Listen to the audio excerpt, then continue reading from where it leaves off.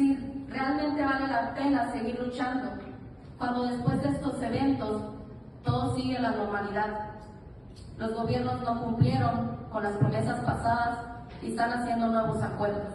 En la pasada edición de la Conferencia de las Naciones Unidas sobre Cambio Climático, COP28, celebrada del 30 de noviembre al 12 de diciembre en Dubái, se volvió a tocar el tema de abandonar los combustibles fósiles. En ese sentido, Nancy Dalia Ramírez Domínguez, reconocida ecologista de la comunidad de Cordón Grande, perteneciente al municipio de Tecpan, refirió que desafortunadamente los países que participan en estas reuniones solo fijan una postura pero no la cumplen. Dijo que previo a esta conferencia hubo señalamientos importantes en ese sentido de que solo se va a simular pese a que el planeta reclama ayuda para revertir los daños por el efecto invernadero. Afortunadamente tuve la oportunidad de poder representar a los jóvenes de la Unión de Ejidos, a los jóvenes de la Red MOCAF y también de la Alianza Mesoamericana de Pueblos y Bosques, a su vez a la Alianza Global de Comunidades Territoriales, ¿no? Sobre todo llevando las voces de las comunidades indígenas y de las comunidades locales en estos espacios que pues básicamente es donde se hacen las negociaciones y los acuerdos sobre el tema de cambio climático. Pudimos observar en medios nacionales e internacionales que hacen una crítica bastante dura de que en muchos países solamente están simulando pese a los acuerdos signados. Sí, creo que esto es algo que se viene dando cada año. Cada año seguimos haciendo acuerdos y más acuerdos y al final siguen siendo promesas vacías que no aterrizan en una acción contundente, ¿no? Por ejemplo, este año el tema principal fue la eliminación de los combustibles fósiles, especialmente pues el petróleo, ¿no?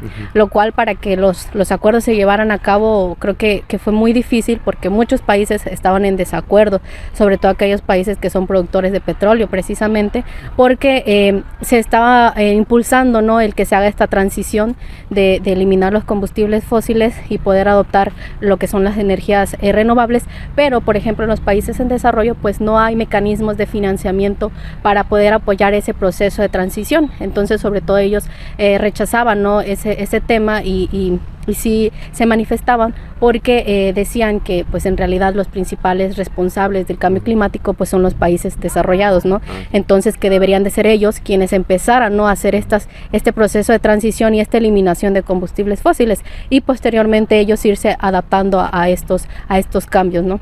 ¿Pusieron sobre la mesa nuevos acuerdos o nuevas exigencias o nuevas estrategias? Sí, de hecho esta vez fue el primer año que se hizo lo del balance mundial, que básicamente es esta base que va a sentar o que va a servir para poder llevarse a cabo las actualizaciones que cada 5 años realizan los países, que son las contribuciones nacionalmente determinadas, que son todas aquellas acciones que se plantean cada país para poder reducir las emisiones de gases de efecto invernadero. Entonces dentro de este balance incluye temas de eliminación de combustibles fósiles, que se hablaba en un punto antes de terminar la COP, se hablaba de que se iba a hacer una reducción, pero al final se llegó al acuerdo de que sí se pretende hacer este tema de la eliminación de combustibles fósiles.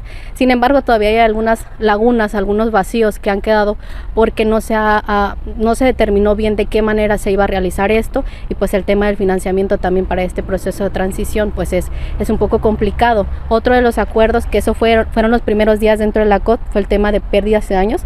El año pasado fue cuando se lanzó este mecanismo que iba a ser precisamente que los países desarrollados tenían que pagar a los países en desarrollo, ¿no?, porque somos los que estamos recibiendo más severamente las consecuencias del cambio climático, como lo fue el Otis, que sabemos bien que ha afectado.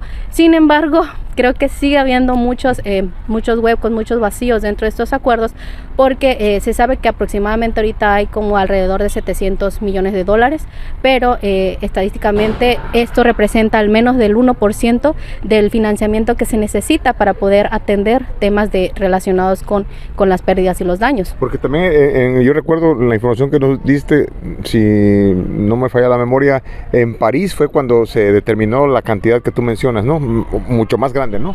Sí, fue el año pasado, de hecho, en Egipto, que fue donde se dijo que este año se iban a hacer los mecanismos de cómo iba a operar, y es desalentador un poco porque se sabe que el Banco Mundial ser quien va a administrar ese recurso.